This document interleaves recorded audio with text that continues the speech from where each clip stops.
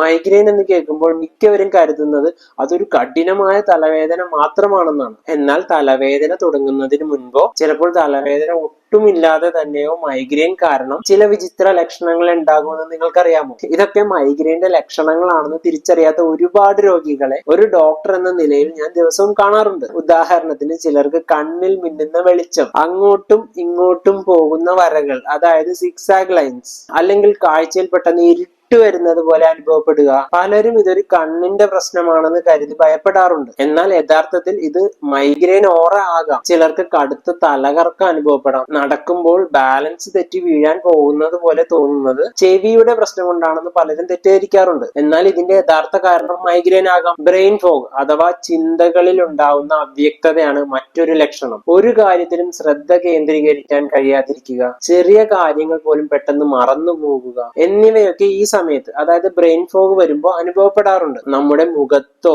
നമ്മുടെ ചുണ്ടിലോ നമ്മുടെ കൈകളിലോ ഉണ്ടാവുന്ന തരിപ്പാണ് മറ്റൊരു അസാധാരണ ലക്ഷണം. ഇത് കേൾക്കുമ്പോൾ പേടി തോന്നുമെങ്കിലും ചില രോഗികളിൽ മൈഗ്രെയിന്റെ ഭാഗമായി ഇത് സംഭവിക്കാറുണ്ട്. വെളിച്ചം, ശബ്ദം അല്ലെങ്കിൽ ചില പ്രത്യേക ഗന്ധങ്ങൾ എന്നിവയോട് തോന്നുന്ന അസ്വസ്ഥതയാണ് മറ്റൊന്ന്. കൂടാതെ തലവേദന തുടങ്ങുന്നതിന് മണിക്കൂറുകൾക്ക് മുൻപേ തന്നെ ചിലർക്ക് ഓക്കാനം, ഛർദി, വല്ലാത്ത ക്ഷീണം എന്നിവയൊക്കെ ചിലർക്ക് ഉണ്ടാകാം. നിങ്ങൾ മനസ്സിലാക്കേണ്ട പ്രധാന കാരണം മൈഗ്രെയിൻ കേവലം ഒരു തലവേദന മാത്രമല്ല, അതൊരു ന്യൂറോളജിക്കൽ കണ്ടീഷൻ കൂടിയാണ് എന്നതാണ്. അതുകൊണ്ട് നിങ്ങൾക്ക് ഇത്തരം ലക്ഷണങ്ങൾ ഇടയ്ക്കിടെ വരുന്നുണ്ടെങ്കിൽ അത് അവഗണിക്കരുത്. സ്വന്തമായി ചികിത്സിക്കാനും നിൽക്കരുത്. കൃത്യമായ ഒരു പരിശോധനക്കായി ഡോക്ടറെ തന്നെ സമീപിക്കുക. ഞാൻ ഡോക്ടർ വിശ്വരാജ് എം എൻ. മൈഗ്രെയിനെ കുറിച്ചുള്ള ശാസ്ത്രീയമായ വിവരങ്ങൾക്കും ആരോഗ്യ കാര്യങ്ങൾക്കുമായി ഈ പേജ് ഫോളോ ചെയ്യുക.